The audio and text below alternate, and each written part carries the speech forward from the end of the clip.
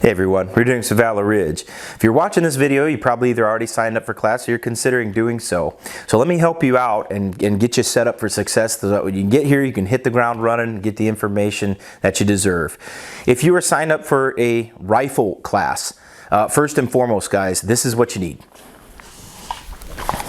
You need a simple, reliable rifle that's as light as possible because you're going to be holding this thing all day long. Now, I recommend people always start on iron sights. And even if you're not a beginner, even if you do have experience, it always is beneficial to go back to those iron sights because it's going to help you with the reference points on the rifle. It's going to help with your hinge point. It's going to help with your cheek weld. It's going to help with your hand placement on the rifle to get consistent technique. That's how we get better. That's how we develop. I encourage everybody to take classes with irons. Now, what else should you have on there? Simple white light, simple sling. 2-point sling is usually what we recommend.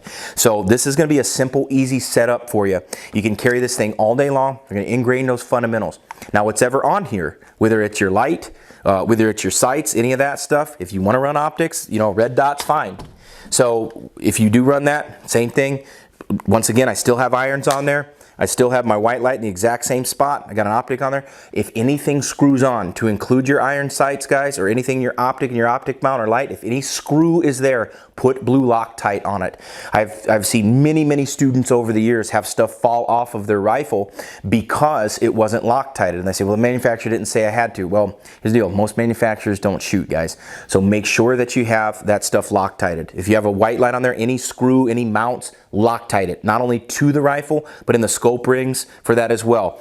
Optics will be connected to an optic mount somehow, usually screwing it in. So blue Loctite that stuff. Blue Loctite if you have backup iron sights, front and rear, Loctite those. Guys, when it comes to pistol classes, have a quality holster. Now, when you're doing pistol, I really want you to take the pistol class the way that you plan on carrying it. So if you're an everyday person, not in law enforcement, not in the military, we do that from concealment. So either have an inside the waistband holster or an outside the waistband holster.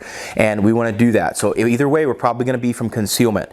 When it comes to that, guys, we want a quality holster. Now make sure that you do Loctite these screws. Even if it comes from the manufacturer already clamped on, whether it's a loop or whether it's clips or anything else on there, the retention tightness, blue Loctite those screws. Back them out, put blue Loctite on, crank them down to the appropriate tightness.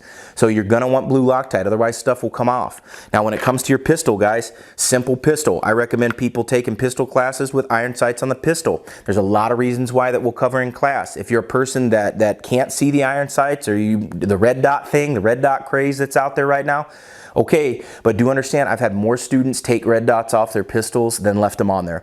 I've had more red dots fall off of pistols that have stayed on. And I've had more students struggle with red dot pistols than with iron sights. To each their own, but take that for what it's worth. I think you'll get much more out of your pistol training. I think you'll get much more out of the class if you do this with iron sights, honing those fundamentals, getting them down. And you're going to find out that irons are pretty darn reliable, whereas red dot sights, maybe not so much.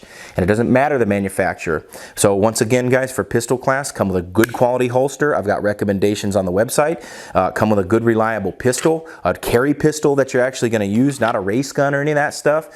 Magazine pouches, something simple. We just need something to go onto our belt. So that's how we can be successful. Now when it comes to your magazines, you want quality magazines. So if you're going to have a pistol, one's from the manufacturer. For a rifle, if you're an AR person, the GI mags or Lancers work great. If you're an AK person, the Comblock Steel or the Circle 10 waffle magazines work really well. When it comes to ammo, I would get an ammo can and I would dump all of the ammo out of the boxes into the ammo can. That way we're just grabbing handfuls, jamming mags on brakes. That's really going to help you out. Make sure that you do that because if not, it's going to take longer for you to jam mags. So come with an ammo can.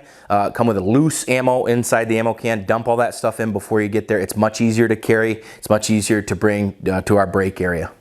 So guys, whatever class that you're coming to, the equipment list is there. Make sure you read that carefully.